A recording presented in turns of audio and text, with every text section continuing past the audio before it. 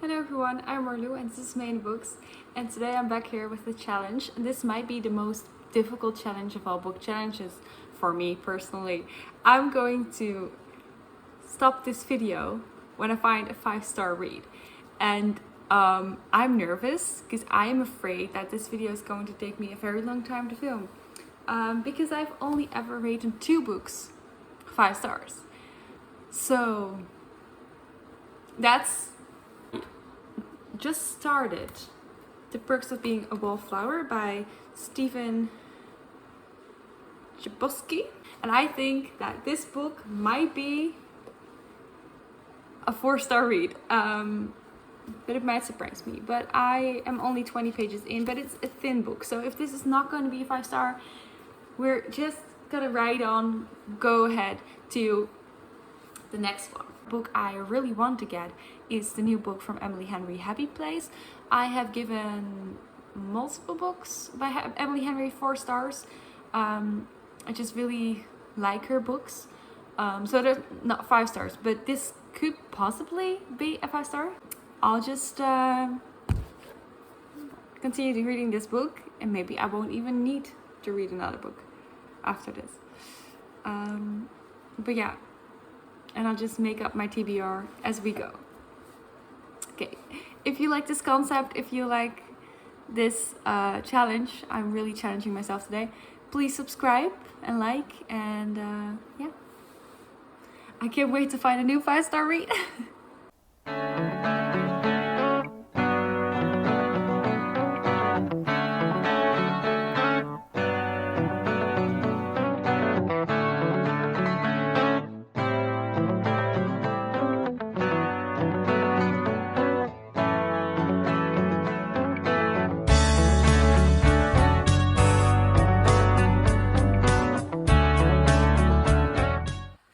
Hello, so yesterday I finished The Perks of Being a Wallflower. I think it's a beautiful book, but it also gave me a really bad feeling after finishing it, because I'm not gonna say any spoilers, but something in this book happens, and I literally had to Google if it happened or not because it was so vague. And it was just like, if you are even a slightly more over the head person, how can you read this book and understand it? Like, I was drinking while reading this. Okay, so you know that could have added to the confusion, but I was like, are they insinuating that thing happened? It was a bit subtle. The only reason I thought it because they kept talking about it, and I was like, I didn't read that. Where was that? And I think that's deliberately. But yeah, having to Google that is not really what I want out of a book. But then I Googled it and I got my answer, and I was just had this really nasty feeling in myself. Definitely trigger warning. There's a lot of sexual assault in here, and that's it's just a sad book, man. This is a sad book, but it was good. So I don't know if I want to give it 4 stars, because a 4-star, that's kind of high, but it kind of made me depressed. And of course I've rated multiple depressing books 4 stars, so that's not a good reason. I'm still not sure what my opinion is about this book, so I will let you know in my May wrap up, because by then I've hopefully wrapped up my mind about what I actually think of this book. So for today I wanted a more like, I don't know, I was like looking at all my books and I was like, I don't want to read this, I want to read this. And I decided upon, I must say, The Sun Was Shining. That influenced my choice. I chose City of Girls by Elizabeth Gilbert. This book is about a girl who moves to her aunt, who lives in a theater in New York in the 1940s, I think. So I'm only 58 pages in, so not much has happened yet, but I think this is going to be a great book to read in the sun. Yes, I'm going to need a lot of summer books for this summer, because I am a mood reader, and whenever the sun is shining I will be in the sun, and when it gets when it gets warm enough to land on the beach, I'll be on the beach. So yeah, I'm enjoying it so far. Hello, it's like, I don't know how many days later, but I finished City of Girls by Elizabeth Gilbert last night. This book has 490 pages, so it took me a little while. I didn't read on the days that I was busy, so it took me a little while, but overall I didn't feel like I was not reading it fast, if that makes sense. Let's just start off saying this is not the 5-star read. I am not going to talk about my rating yet because I have noticed I'm talking a lot about my rating and I should just talk more about the book. So, this book is about Vivian in 1940. She moves to her aunt in New York City. She owns a theater together with her secretary, Olive, and Vivian moves there because she dropped out of like a fancy school and her parents were like, I don't know what to do with this kid, let's send her away. So quickly Vivian comes in contact with showgirls, and showgirls in this book kind of have like a bit of a side job with sleeping with people for money, so prostitution. She gets a best friend, Celia, who is like a really pretty showgirl, and together they go out every night, get drunk, whatever. They make a new play called The City of Girls. That part I really like. It's just full of characters that are good written and just super interesting, and Vivian is super good at sewing, so she makes the costumes. That part I really enjoyed. That was City of Girls. I don't think I'll read another Elizabeth Gilbert book. Throughout this book, this girl starts off as a 19-year-old that's already an adult, and then over the years she gets like really old and she still makes these like little white privileged girl dumb decisions and then judgments and stuff. And because it's from first person perspective, the book really tries to make you like her, and sometimes I do. But if I look at her critically, I don't like her. I don't think I do. She's just... I don't like people who do whatever the hell they want, but judge others for doing the same. That's not... So I'm going to go away on a weekend to Maastricht, and that's gonna be really fun. And hopefully I will have some time to read then. Next time you'll see me, I'll be in Maastricht reading.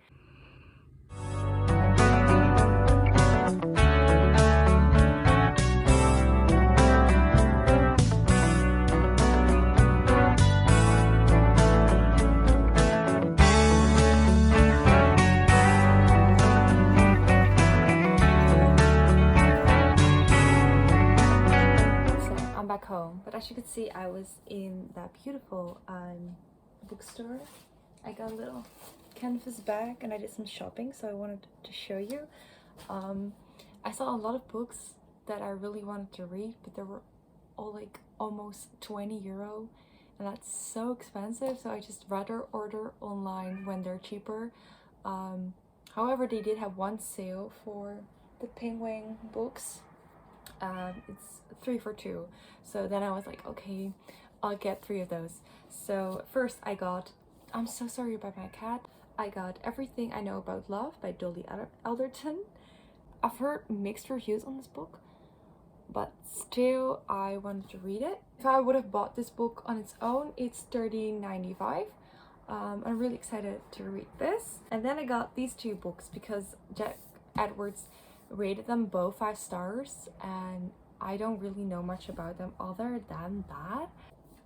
These are Japanese books. So first I got Norwegian Wood by Murakami. I'm very curious to see what I think about this book. And then I also got Kafka on the Shore. I also heard a lot about this book, but I didn't put these books on my TBR, so I don't know why that is. But I did buy them, so. And these are also $30.95, so I got them all 3 for 28 euro. I also started reading Utopia Avenue by David Mitchell. I did not come far, but we're gonna continue reading it. I have the Dutch version. That was an accident. I thought it was the original version, but the titles were the same, and then sometimes that gets confusing, so it's in Dutch, but that's fine. I had a nice weekend.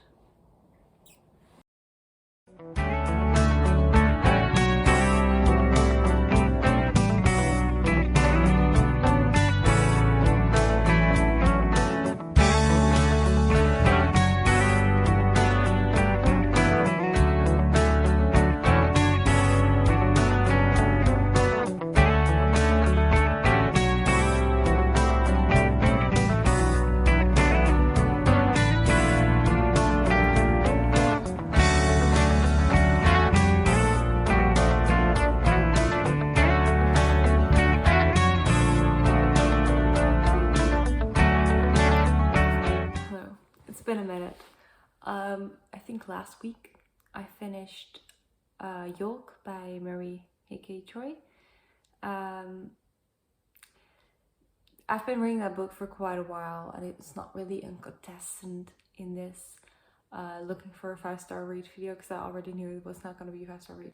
And I'm still reading Utopia Avenue. This book is so big. Like, I'm at page 245. Normally that would be like, okay, you have like about 100 or 200 pages left, and now I'm not even halfway through. Like, it's like not much has happened yet. The thing is, we follow all these characters and their perspectives, and because of that, it just feels like there's so many pages where we are like going towards something. Like, they're still at the stage that they're not really famous yet as a band. I was like, get on with it. What I do really like is that one of the characters is half Dutch, so I like that. I'm enjoying it, but it's like I am so far behind on my 100 book challenge for this year. It's like I need to read faster. Luckily I'm going on vacation soon, so I'll be reading on the beach. I'll bring some shorter books with me, and hopefully I can read a lot then.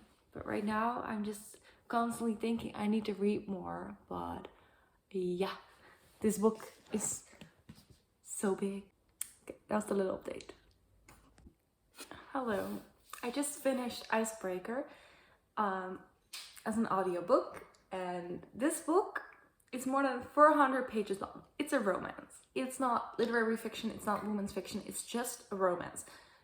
I don't think it has any business being that long. Why is it that long? Because literally half of it is like sex scenes. Like, literally every other chapter is just them having sex with way too much detail, and it's like, I would have DNF'd this, right? But something like clicked with me in this book.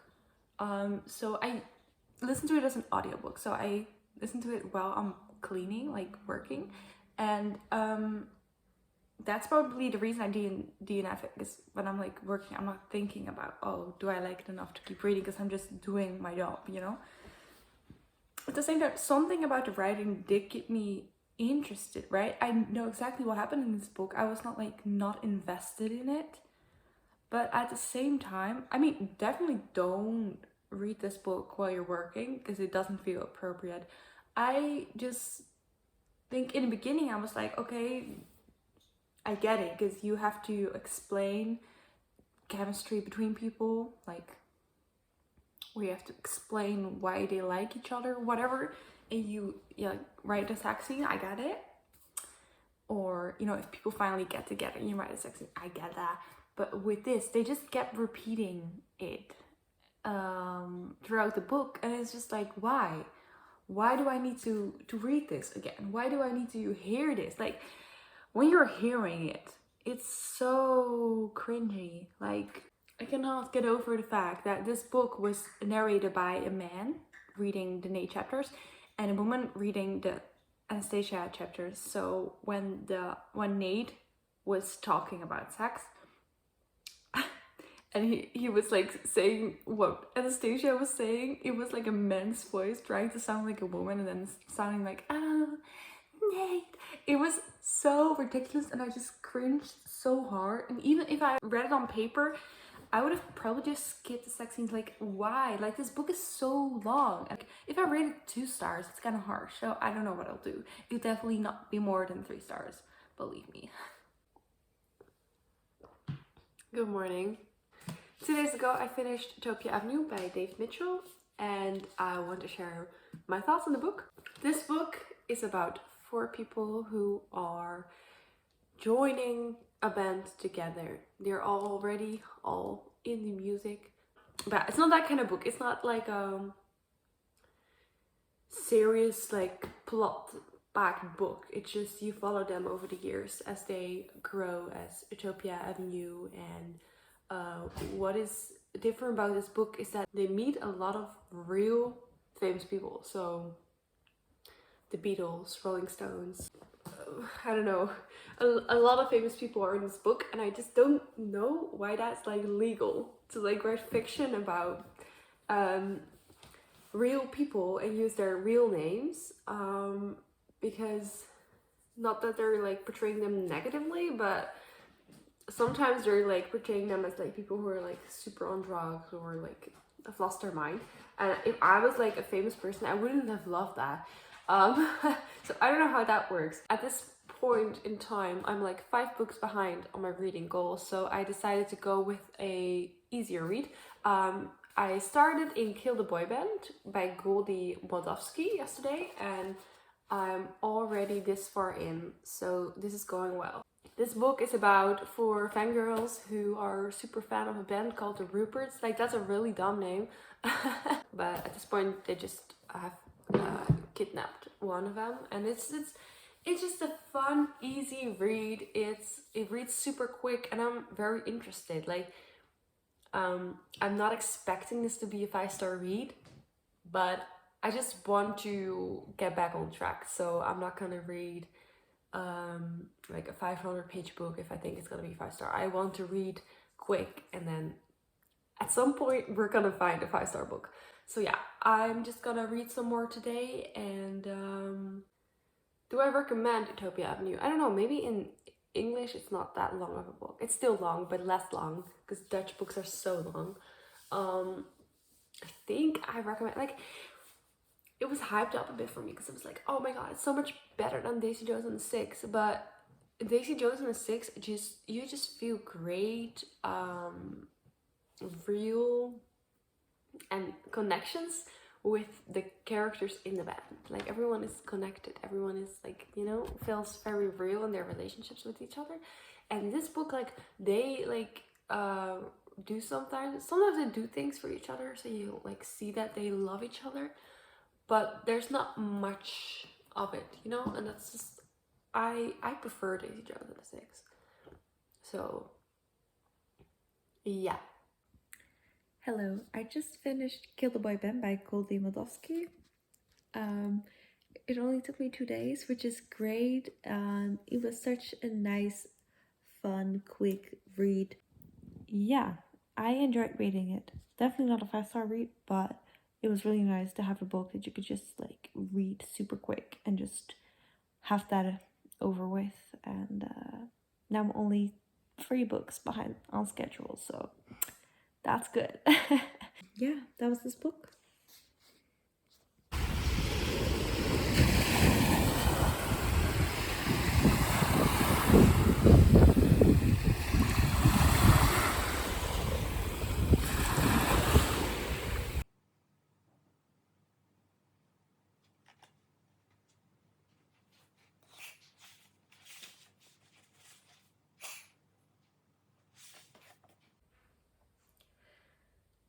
Okay, let me just say that I did not expect I was going to cry at this book. Like, I knew it was going to be a sad book, but I don't cry very easily at books.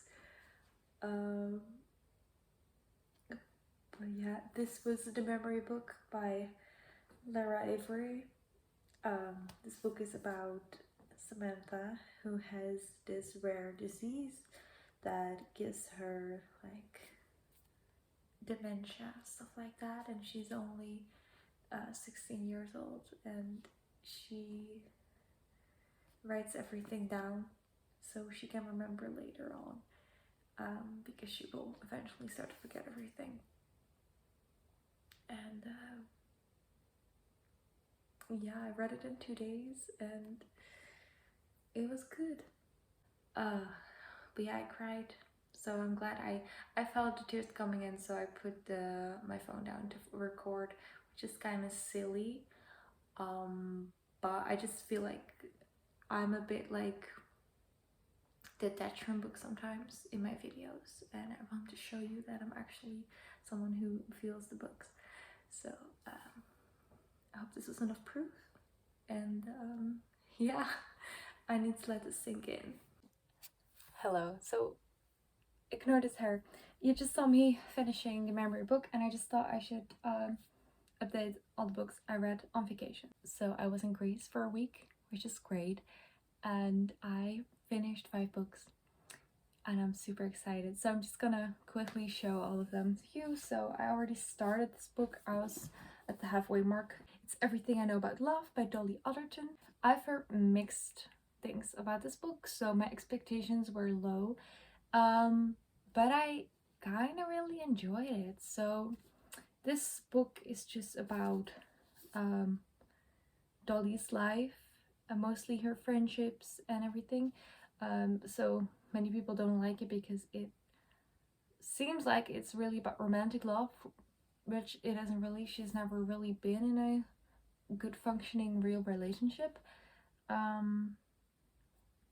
But the thing about friendship is really good. It's also a little bit about grief and stuff like that, and I really liked it. So that's that one. After that, I read Every Last Word by Tamara Ireland Stone. This book once got messed up by, I still don't know how it happened, but I thought it was the perfect book to read on the beach because it was already like water damaged, and it has been on my shelf for so long, so I really wanted to read it. This book is about a girl, and she's really popular in high school, but she has OCD and she's hiding that from everyone, and her friend group just gives her more anxiety. Then she gets a new friend who introduces her to the Poets Corner, and there she reads poetry with other poets. This book is YA, and it was a little bit like I enjoyed reading it, and I went through it, in 2 days, so pretty quick. But there is a plot twist in here that I knew from like page 50, and that's like fine, but I just think that if I were like 13 or 12 and I would have read this book, I would have really enjoyed it, maybe, you know what I mean? For now, I was just already like, oh, it's so on the nose for me. And I've seen Dead Poet Society, the movie. I've not read the book, and I love that. But yeah, this also just seems inspired by that. So I'm not saying you must read this book, but it's not a boring book or anything. It's like a fine book. I like reading about mental illness and everything, and I don't have OCD. She has like a purely obsessional OCD, so it's like a different kind of OCD, so I cannot like say if this is a good portrayal or anything. That's not up to me, but I like reading about different mental illnesses. So that one. And then I read The Summer Book by Tove Jansson. Why do I pronounce it like that? Tove Jansson. She is the creator of Moomin, so that's cool. This is a short story, and it's about a grandma and her granddaughter Sophia, and there's just all these little chapters about a story that happened in the summer on the island. And I like this book, but it's not my usual go-to, so I had a bit of difficulty getting into it, but it is nice. It just feels like it reminds me of the stories my mom used to read me to bed, but then like it's different, but like each story doesn't really need to be read in a certain way. Like nothing really major happens in this book, but just every chapter has sort of like a certain like memory or story. And I did laugh out loud like sometimes. This girl just, it's just so funny how kids do things. Just love how there was a time where we did not develop that filter yet. So yeah, I kind of like this book. It was definitely not what I thought it was going to be, so I had a hard time getting into it, but once I was in it, it is kind of a good book. And then I read 7 Ways We Lie by Riley Redgate. The first half of the book I just read through so fast. I finished this almost in one day. I was really into it. At the end, I was like a little bit like over it, you know, like towards the middle things happen and then they get resolved, and that's kind of boring. But yeah, this book is about 7 high schoolers who all portray sin. Like, I have not really figured out what sin belongs to who, but it's nice that it's not so on the nose, but I also haven't figured it out yet, so maybe that's stupid of me. So yeah, something happens in this book and everyone's kind of involved. It gave me kind of Pretty Little Liars vibes, not really, but a little bit. It's not like a stalker or anything, but you know, it's just some juicy high school drama, and I enjoyed this book. It was not the best thing ever, but I enjoyed it, and it was a quick read, and I enjoyed that. And then the last book, the memory book, already talks about that one. So yeah, I'm only 1 book behind schedule now, which is so great. Like, I'm so happy finally to I can read in the pace that I like again. I mean, I love this. I was just laying on the beach all day reading, and then on the balcony after that, or in bed. So I read a lot, and I'm gonna continue reading here, of course, but I don't think it's gonna be that much as on vacation, because this was 5 books in 7 days. Yeah. Anyways, I'm curious to see what my next read is. Oh, by the way, no 5-star reads. I just wanted to show you what I read. I hate filming when I hate my appearance, but I'm currently reading a book that might be a 5-star read, so I need to show you. I started this book 2 days ago. It's Little Secrets by Jennifer Hiller. This book has great reviews, so I'm really excited to finish it today. I'm at 75% at page 265, and I'm liking it so far. It's about a woman who loses her toddler a few days before Christmas. He gets kidnapped, and then a year later the story continues, and her husband is having an affair with a younger girl. And yeah, the book is about that, and I'm really happy to finally read a thriller, because I put it off for a bit because you know, summertime, but thrillers are fun to read in the summertime, so don't let that stop you. So yeah, I'm really curious to see who kidnapped the kid. I hope that's what they're gonna tell us in the story, otherwise I'm gonna be really unsatisfied. But I have like a feeling that I know exactly who did it, but I might be shocked. It's like the reviews are super high, so this must not be a predictable book, right? But yeah, I'm liking it. I'm super curious about the ending, because with thrillers, how it ends is like so important for the rating. Like, I can like enjoy reading it now, but if it's like it was all a dream, it's a terrible book, you know what I mean? So yeah, really excited to finish this. And then I placed an order today for 5 new books, so I'm so excited to get my new books. I'm so excited to finish this today and start Happy Place tomorrow. I can't wait. Yesterday I watched one of the YouTubers I watch, what is her name? Bella, I don't know what her channel name is, and she gave it 3.5 stars, and she was disappointed by it, so now I'm a bit scared. So yeah, I'm gonna go outside and finish this book, and I'll be back. It's a few hours later. I finished Little Secrets. What a book.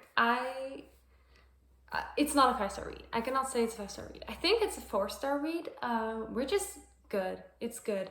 I was actually right about the thing that I had guessed, and that makes it a little less like, I don't know, like I don't feel like I'm that smart. So when I guess something, I'm like, am I really smart, or was it too obvious? I think the problem with thrillers is that you cannot like, it's with movies and books, to be shocking and good at the same time. It's really hard if you are familiar with thrillers. Like if you read a thriller for the first time, you're probably not going to guess what's going to happen, but if you read more, it's really hard to be surprised.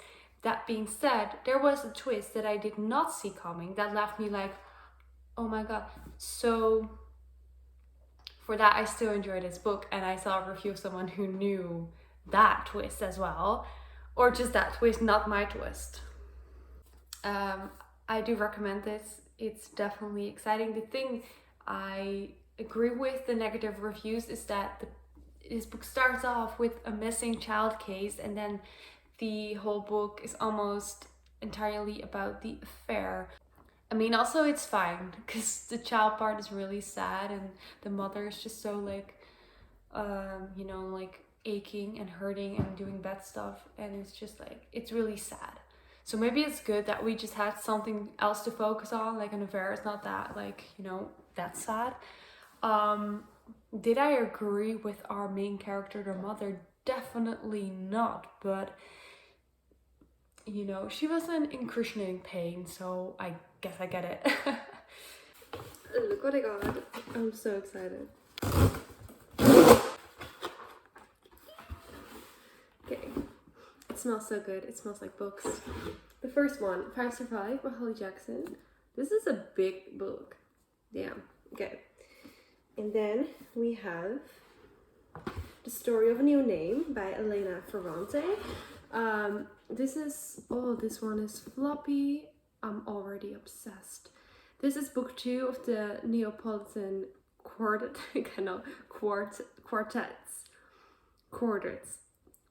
It's the series.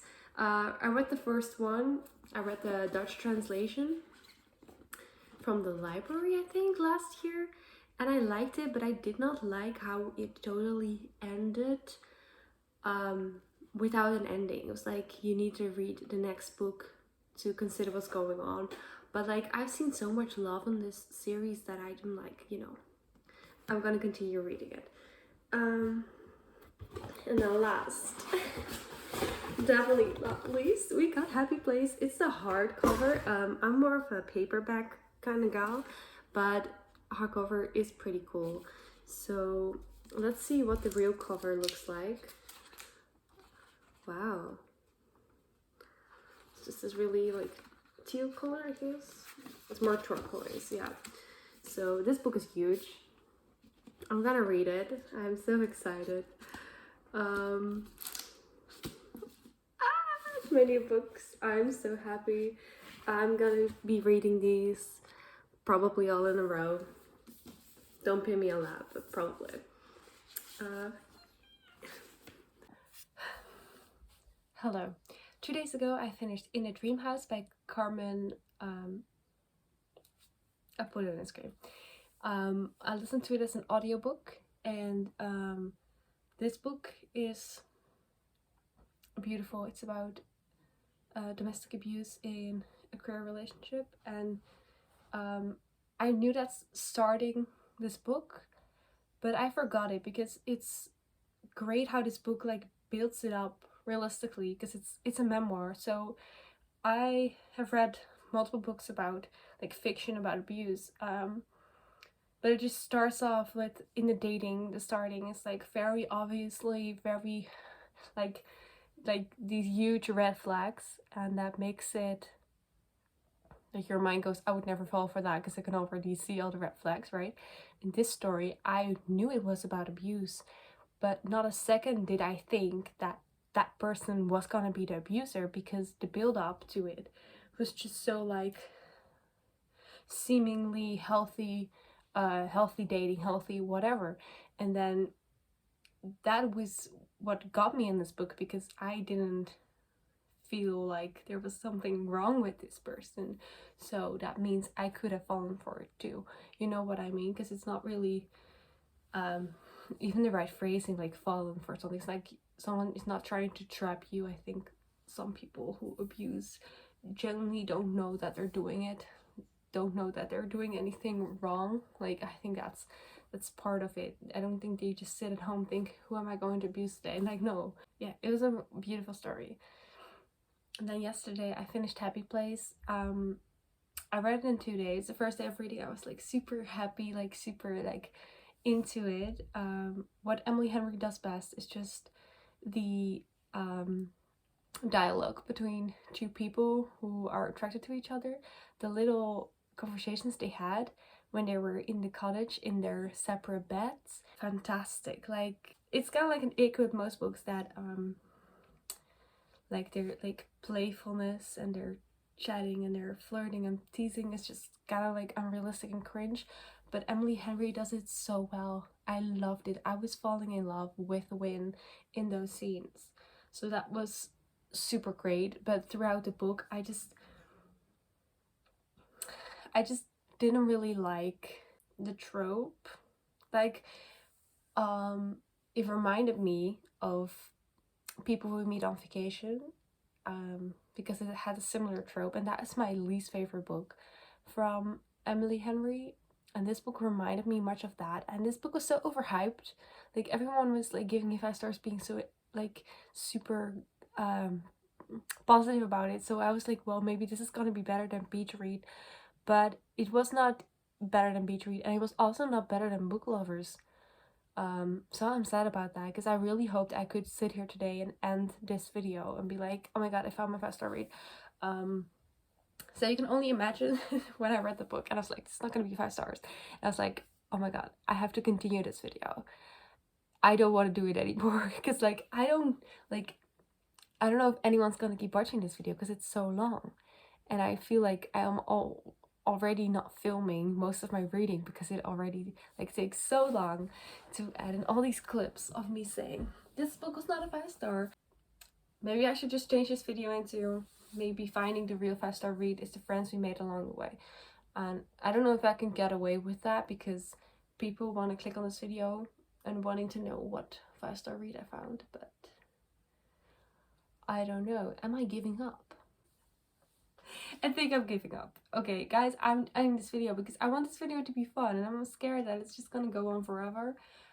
If I find a 5-star read, I'm gonna tell you my wrap up, and you're gonna be so excited with me when I finally do. But I feel like this challenge is not for me. I've 3 books overall that gave 5 stars, but I'm ending this video with the real message of this. Like, we always want the best. But sometimes you just have to be happy with what you get. And I have enjoyed reading almost all these books so much. I had fun. I got on track of my reading goal again. It was great. And I made content in the meantime. So I'm just thinking, like, if I end this video, I can start a reading challenge that I can actually like complete. So I'm gonna be doing that. I'll be uploading. This video took me months to film. I hope you appreciate the effort. And like, it doesn't matter if I only read 4-star reads or less. At least I'm enjoying reading, right? That's what it's all about. And if I find a 5-star read, you'll know about it. Definitely let me know down below what your favorite book is that I read in this video. If you liked or disliked any of the books that I don't talk so greatly about in this video, don't take it personally. Like, for example, with Happy Place, I couldn't relate to Harriet, and I think that's a big problem. For like, a 5-star read needs to be something I can feel in my soul, and this character is just quite the opposite of me. She's